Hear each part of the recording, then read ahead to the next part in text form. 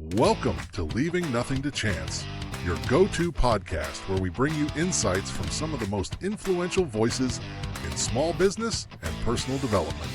Each week, we dive deep into conversations with top thought leaders, authors, and business moguls from around the world, sharing their secrets to success and strategies for growth. Tune in for exclusive content that will inspire, motivate, and equip you to take your journey to the next level. This is Leaving Nothing to Chance.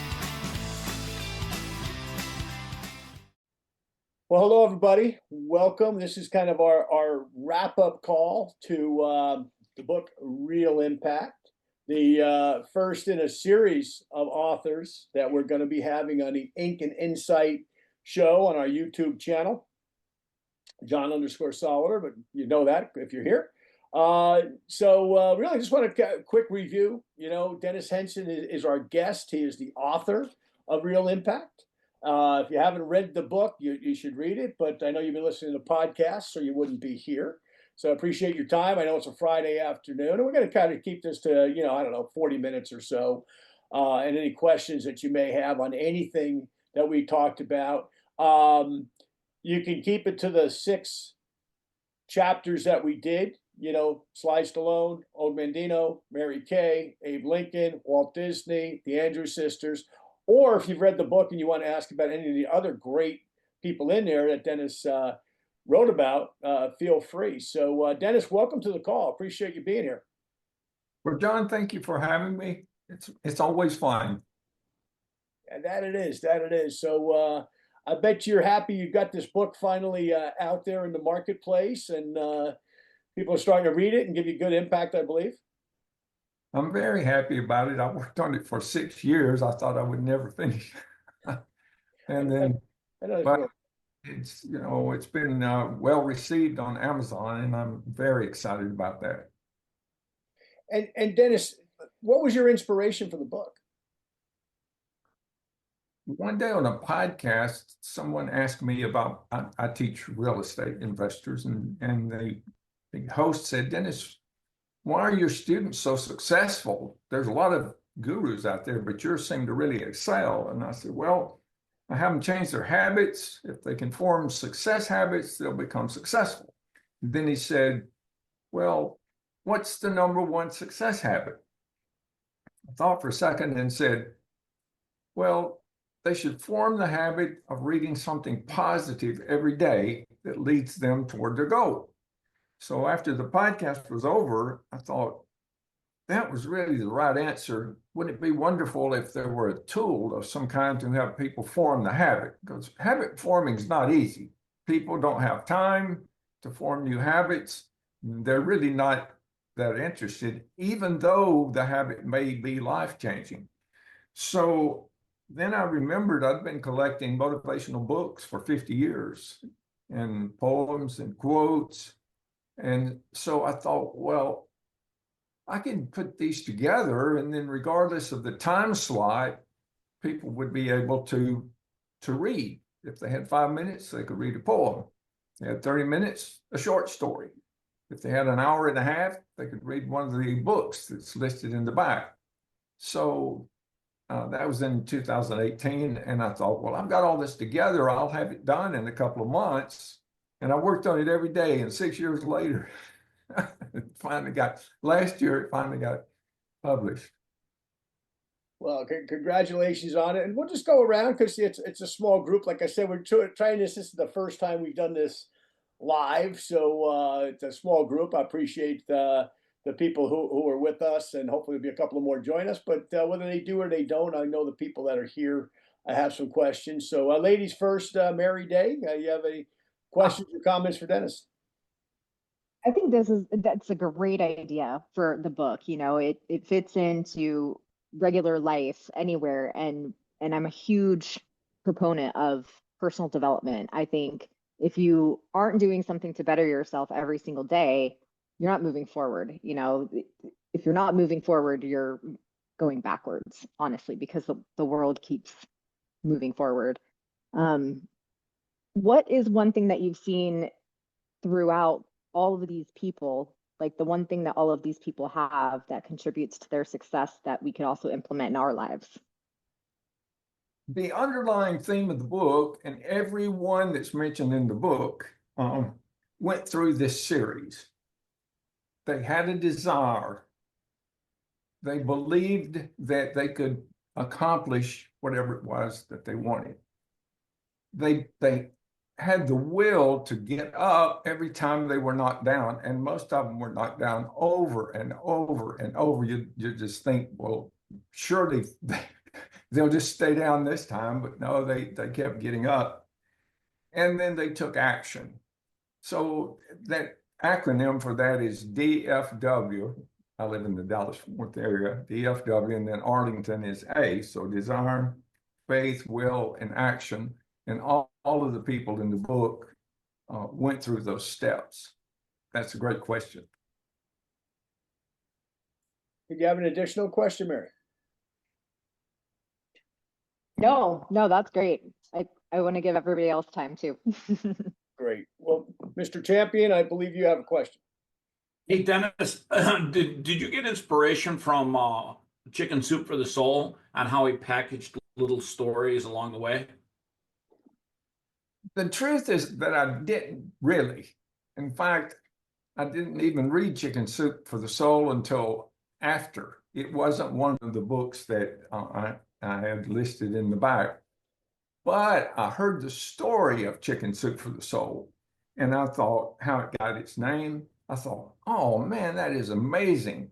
And what a difficult time they had getting the book published. So I see Dan is joining. Hey, Dan. Good to be with you. Dan's here. Welcome, Dan. Real impact, baby. Let's go. Well, Dan, good timing. Did you have a question or a comment for Dennis? Well, I want to ask Dennis what he thinks was the greatest thing that he learned while putting all of these things together, because I know that when I wrote Awakening Who I Am, the thought kept coming back that in order to write a great book, you have to become the book. And so what was the thing that maybe gave Dennis the greatest insights to his learning curve in doing this?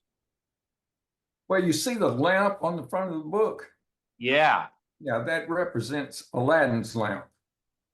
And it tells the story of a young man who came in possession of an old lamp.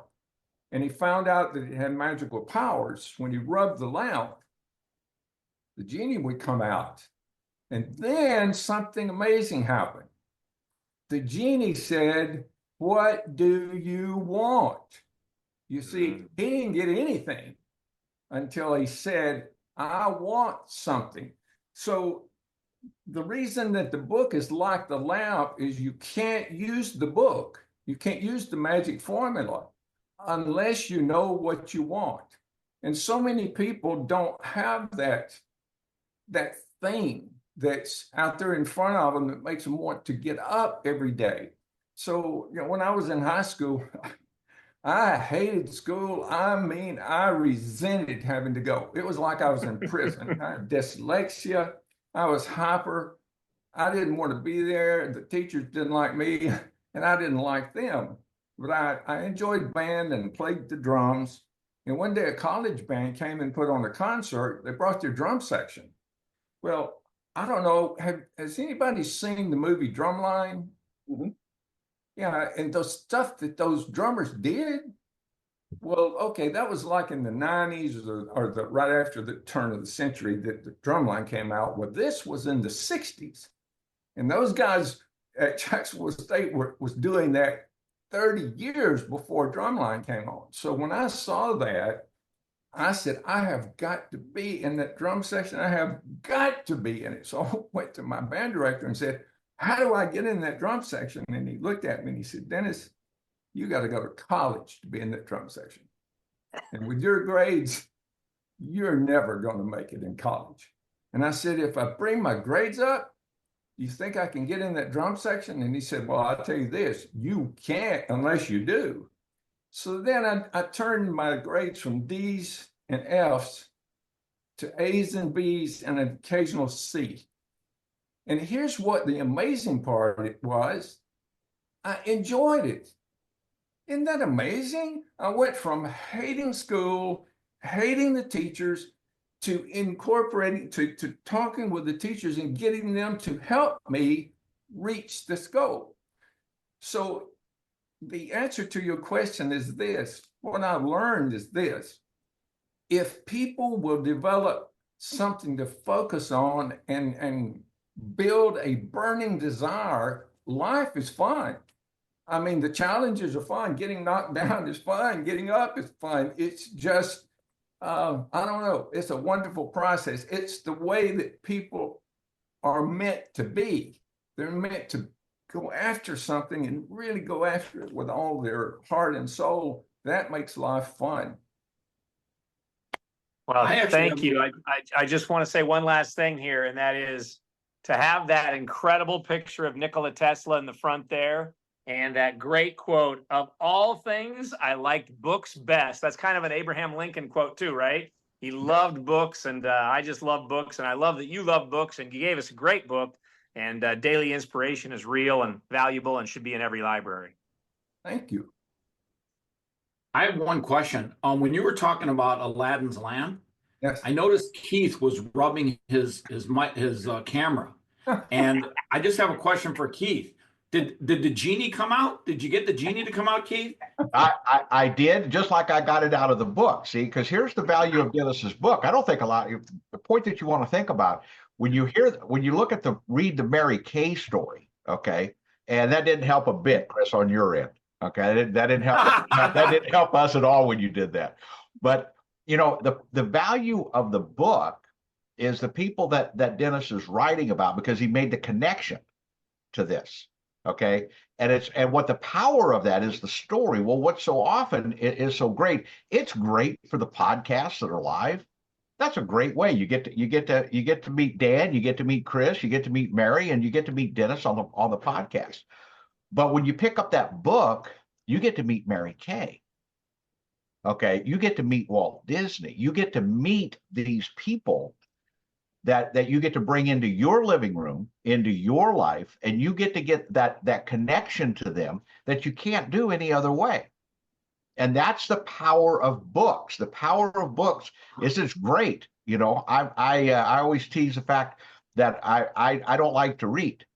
Okay. The fact that I got probably, I don't know, 2,000 books is simply the fact that I could never get the people to come to my house and tell me what was in the book. So I had to read it instead, Dennis. And thank you very much for putting that together for us.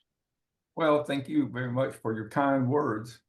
I enjoyed it. Hey, Dennis, by chance, have you met any of the people you wrote about in your books, like Sly Stallone or any of the people?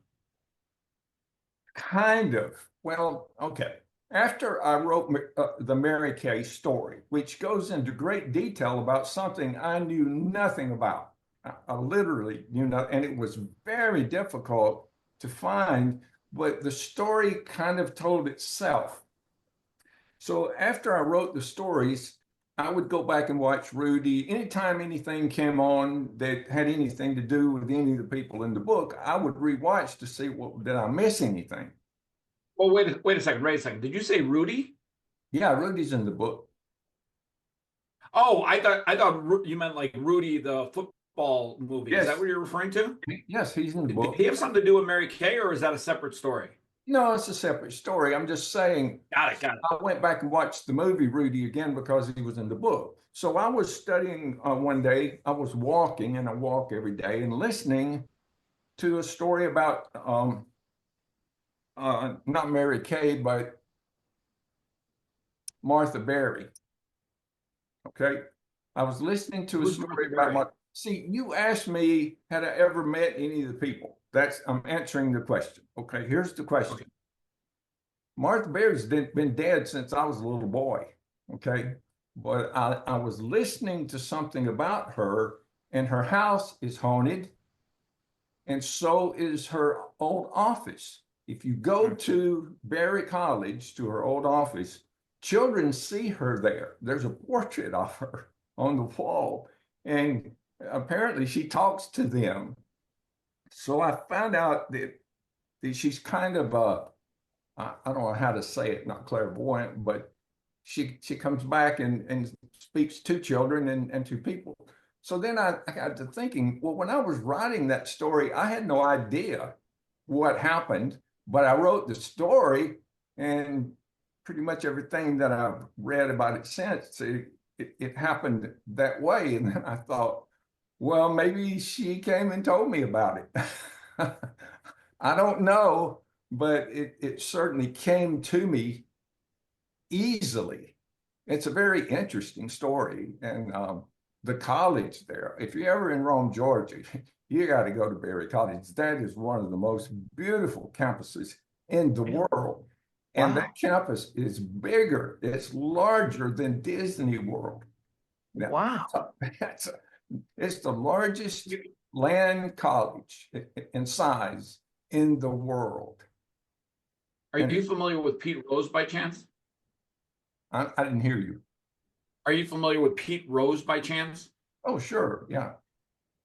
So he died recently, and about five years ago, I had a chance to interview him at a autograph signing, and we just chopped it up. It was impromptu, and I got about 20 minutes of time with him, and I asked him one question, and it was probably the one question that brought him to tears. He literally cried. And by the way, if you knew anything about Pete Rose, he was a man's man. He was tough as nails.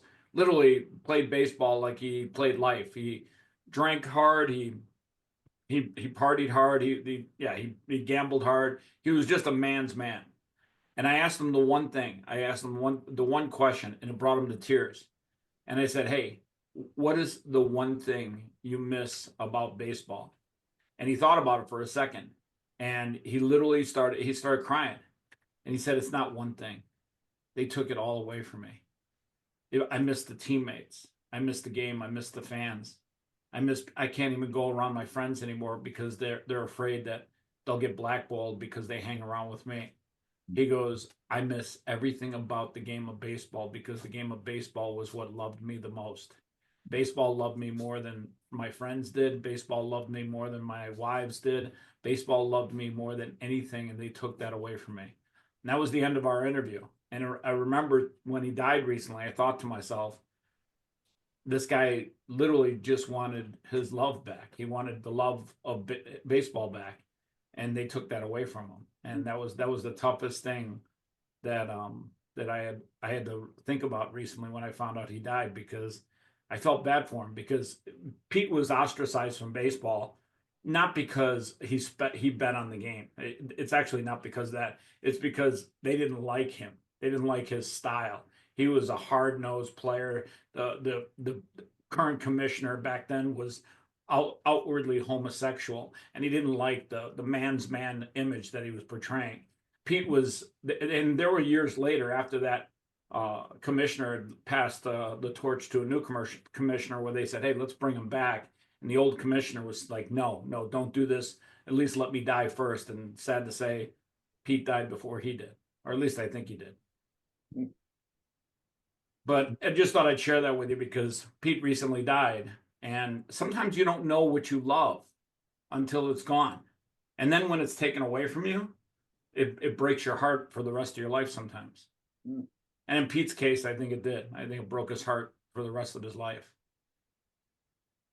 Well, no doubt. Dennis, one of the things I know with the stories that are in the book, that people are able to take that and metabolize it, if you will, into their lives to make them better. Just like Og Mandino's book, Dan, you know, when I did have the opportunity to actually meet Og Mandino one time. Okay. Same. And Yeah. but with the book, you take that book and you're able to metabolize that into you to make you a better person. Because what I can say is, thank goodness I'm not the same person I was all those books ago. You know, some of the people I've met have not made that much of a difference, but the books have been tremendous. Like Charlie Tremendous Jones says, you'll be the same tomorrow as you are today, except for the people you meet and the books that you read. And your book is on on that list, Dennis. Well, thank you. It's interesting. how well you get to know these people who have long gone. Some of them are still alive, but most of them in the book are long gone. Like the Andrews sisters, I literally fell in love with Patty. I mean, she died 12 years ago or something like that. But, there was a movie one time about a man who fell in love with someone who had lived years before. But you become, as you do the research and read over and over and over to try to get everything perfect, you get to know these people really well. I feel like I know Lincoln and Disney really well. And Napoleon Hill used to have masterminds with people who were long gone, and he would have conversations with them. So, and I often think when you're reading something like when you're reading Napoleon Hill, you're taking in his thoughts. He's not alive anymore, but his thoughts are still alive. You're taking in what his mind was putting out. I think that's very interesting. I don't know how many people embrace that, but I think it's interesting. Well, the other thing, Dennis, if you think about your book, you made the statement at the beginning of this. It took you 6 years to write it. Yes. Takes an hour and a few minutes to read it. So I can gain what you thought was important that took you 6 years to distill it, that I can take that in an hour and a half and take that into my life. And here's the better part. I can take that book, read it with a highlighter, which is the only way I read. I highlight the things that I think are important, and my great grandchildren can pick up that book and not only think about what you wrote in that book, they can think what I think was important in that book. What a way to communicate to the future, Dennis. Right. And actually, it's more than 6 years. I had been collecting that information for 50 years. Some of it is I collected 50 years ago. That list of books, the first 3 or 4 books there were the first books, motivational books or self-help books that I ever read. And they're still at the top of the list. And then as the years went on and I would read something and there would be a poem in there or a quote, I would capture it. So it's really 50 years of study and work, saving it, that you can read in just an hour or so. You're right about that. So Dennis, how, I know we went through this in each individual thing. I know all these people know, but for somebody maybe that gets exposed to this video and they haven't read the book yet, how do they get the book and how do they join the Real Impact community? If they'll go to realimpactbook.com, they can scroll down to the bottom and the last tab says podcast attendee. If you click on that, put your name and email, and you get an instant download. You get the ebook for free. And I'm giving it away for free because if you read the ebook, you'll think, oh, this will make a great gift for a college or high school graduate, or for a niece or nephew, or for a granddaughter or grandson, or someone who is experiencing problems. Maybe their business is failing, or maybe they just need some motivation. So it'll put a seed in your mind that you have an inexpensive gift that's really nice. This hardcover edition, one of the reasons it took so long is because I used to own a printing company, and I should show you a picture of the first book that I had printed. I just said, no, it's not going to, it has to be perfect. This book, I was doing a podcast with a publisher. He's a well-known publisher, and he prints the books and puts them through everything. He held my book up and said, Dennis, this is the nicest book I've ever held in my hand. Well, that wasn't a coincidence. The paper in this book is satin sheen. That's the nicest paper that you can get. Then the color separation is perfect. The binding's perfect. The cover stock. When somebody holds this book, the deluxe edition, they think, wow, this is really nice. So when you give it for a gift to someone, they'll keep it forever. When do you throw away a nice book? You put it in your bookshelf and you keep it. You keep it forever. So another thing, giving the ebook out, you can't do the magic formula unless you have the book. It's like Aladdin having a picture of the lamp. It won't work. So you literally have to have the amulet in your hand. If you want to know why, go to realimpactbook.com, and the very first tab says The Mystery of the Lamp. And there's a recording there. You can listen to it or you can read it, and it explains why the lamp is a mystery and why it's magic, why the book is magic. And I know you've got something else you're working on. Yes, I want to get this book in as many hands of young people in disadvantaged communities as possible. So the next to the last tab on the left-hand side, right over this much special, is Help the Children. And it's a GoFundMe. Someone gave $1,000 last week. I was really surprised, and I appreciate that very much.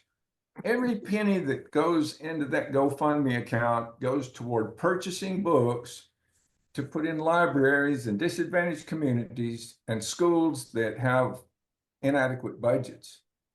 And you may not realize this, but there are a lot of schools who do not have the budget to run the school.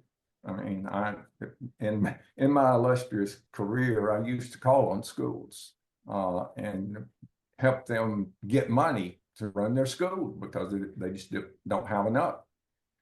So anyway, if you're interested in helping children, continuing education, child literacy, I think this is a really good way to express that and to help out.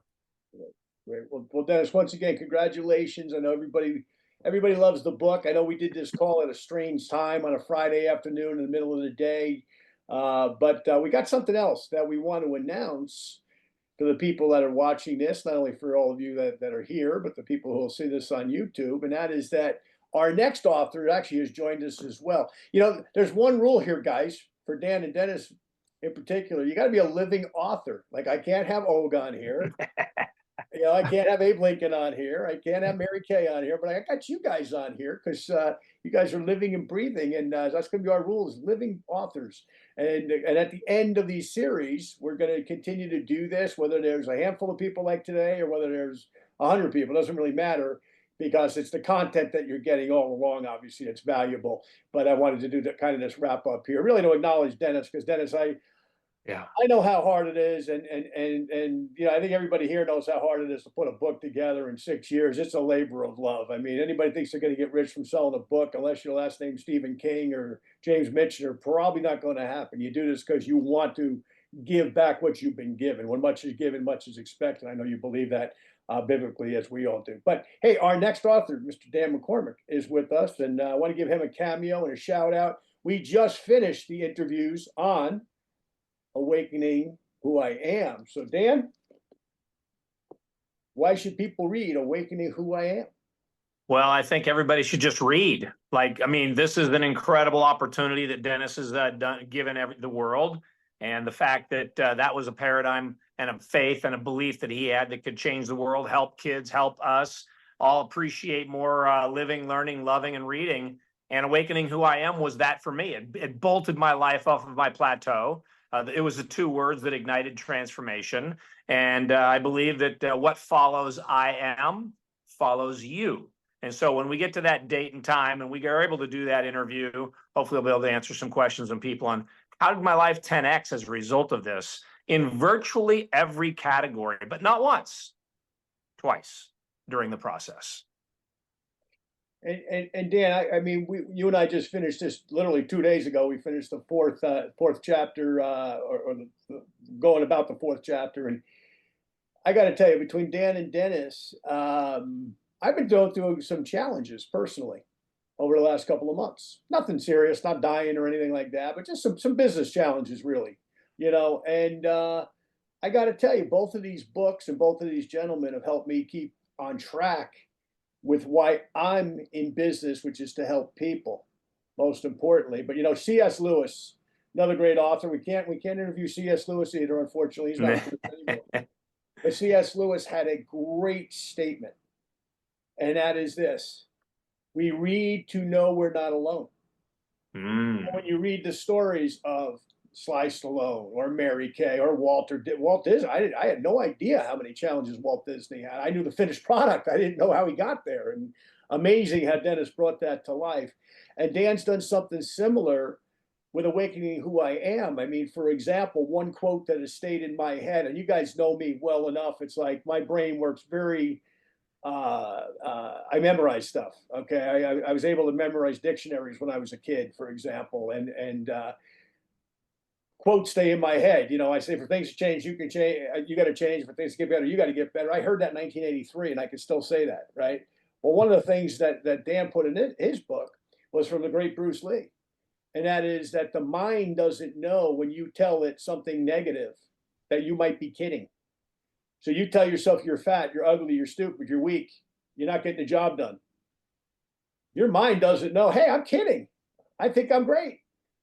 Your mind doesn't know it. Okay, just things like that. So once again, as the great C.S. Lewis wrote, we read to know we're not alone. Both of these gentlemen brought so many great things to light. So Dan will be next, April 4th, Dan, I believe, that we will be having a little live interview like this. Once again, so you can participate and ask. And just so people know just what's coming up after that, the great Brian Carruthers building an empire, #1 earner in Legal Shield, 3 million people in his downline, by the way, in network marketing. But Brian's a real estate guy as well, many, many years, a good buddy of mine. I was actually his original upline and stupidly sold that business, but that's another story. But anyway, Brian and I've maintained a great friendship through the years, and great guy. You'll enjoy him. So that's after we get done with Awakening Who I Am. And then we're going to go a little bit into the health world. As you can probably see here, there's a big red dot on this particular book. And this is by my new friend, Dr. Carl Rothschild. And this is on red light therapy. And Dr. Carl's been working with this for 40 years. Real interesting. I haven't read the book yet. It literally arrived here today. So that's what's coming up. And then we've got other authors that we're interviewing that are sending me books as we go here. And so this is something that I'm committed to, for probably, I don't know, the rest of my life. I don't know how long that's going to be, but certainly for the next few years that if God intends me to do it, I'm going to continue to do these interviews because I want, like you all want, and like Dennis just said so well, for young people to get these messages of people who are maybe not here anymore, or maybe they are and they're never going to be exposed to them. Okay. There's so much information, good information out there that can be shared through this. So once again, I want to thank everybody for your time. I know it's a Friday afternoon. I appreciate you all taking the time to be here. And Dennis, continue on your path with your next book. I know what you're working on. And Dan, people will be listening to you starting Wednesday. So spread the word on that. By the way, Dan's one of the top earners in one of the largest network marketing companies in the world. He's a legend in that industry, worked with one of the greatest legends. Dan, you want to share just a quick inspiration from your buddy there that passed away last year? Are you talking about Nathan Ricks? Yeah. So my sponsor, good friend, and business partner in some ventures was flying out on January 2nd, 2023. To go to the Rose Bowl, and unfortunately his jet didn't get off the ground and he crashed and passed away. The others in the plane did live. And the greatest message is the 7th affirmation from him. He's got a lot of them, but I'll just say that when he made the great comment, be a finisher, and he gave that message on stage all over the world. And that is, how do you become a better finisher? And that is to start fewer things. But he was an inspiration. He built some of the best buildings in Utah, best communities, had unbelievable net worth assets, ranches, farms, houses, planes. It was amazing to see him travel the globe and contribute and serve and love on other people. He never stopped. He never stopped doing that all the way. And he's still doing it, and he's not here. 3,000 people showed up at his funeral. That's saying something right there. So hopefully that gives you a little idea of insights into Awakening Who I Am that'll bless your life when you get a chance to get a copy. Great. Well, thank you all once again for being here. Thank you, those of you who are watching this virtually around the world. And this is messaging that's here for you. We're doing this to help all of you. we've read these books, not only Dan's book and Dennis's book, but some of the other books referenced in these books we've read. If you want a successful life, you got to do what Ben Franklin said. Open your coin purse, fill your mind, and your mind will refill your purse multiple times. Dan McCormick just said it 10x since he put this book together. There's a reason why successful people read. So thank you all. Godspeed. Thanks. Thank you for tuning in. Be sure to check back weekly for more exciting episodes. And don't miss Ink and Insight every Wednesday, where we celebrate iconic authors and dive into their impactful works.